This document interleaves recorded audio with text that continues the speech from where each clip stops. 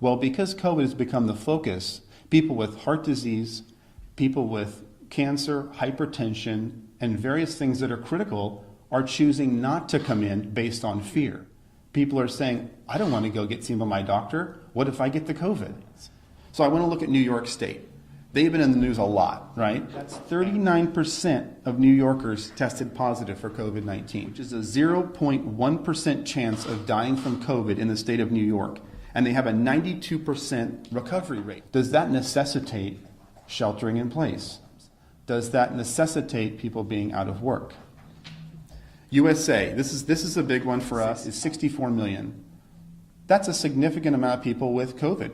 It's similar to the flu. If you study the numbers in 2017 and 2018, we had 50 to 60 million with the flu.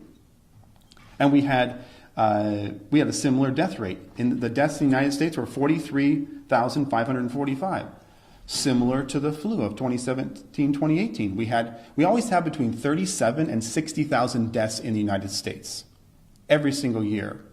No pandemic talk, no shelter in place, no shutting down of businesses. I want to compare the U.S. to Spain because Spain is number 2 in the race for the most cases, which is not a race we want to win. 22% of those tested were positive in Spain. Spain has 47 million people. So that equates to about 10 million cases. If we extrapolate the data as we've been doing with every state, how many died in Spain? 21,282 out of 47 million. You have a 0.05 chance of dying from COVID as a citizen of Spain and a 90% chance of recovery from COVID. When you bring up a system of lockdown, you automatically have to compare it to a system of no lockdown, Sweden and Norway. Norway has lockdown, Sweden does not have lockdown. What happened in those two countries? About 2 million cases of COVID in Sweden. They did a little bit of social distancing.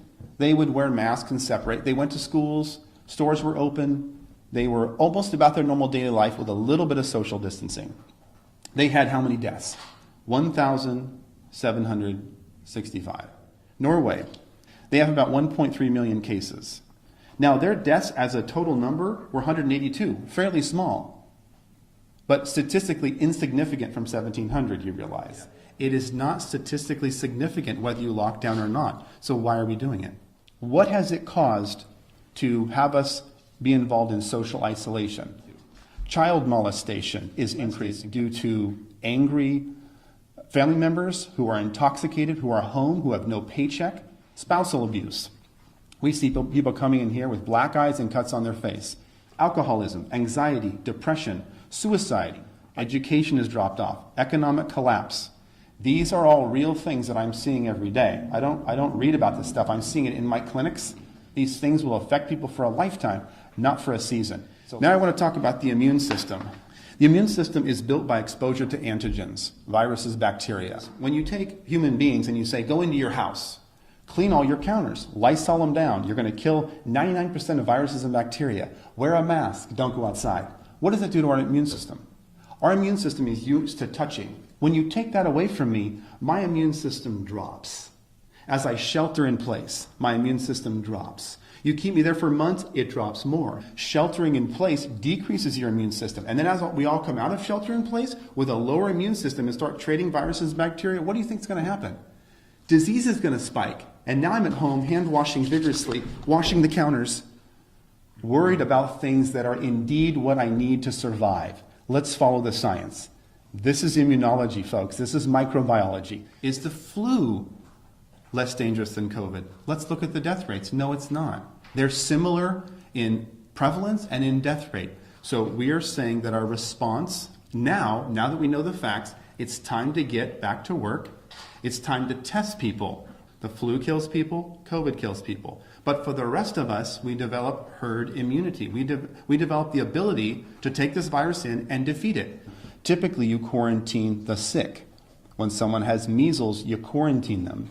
We've never seen where we quarantine the healthy, where you take those without disease and without symptoms and lock them in your home.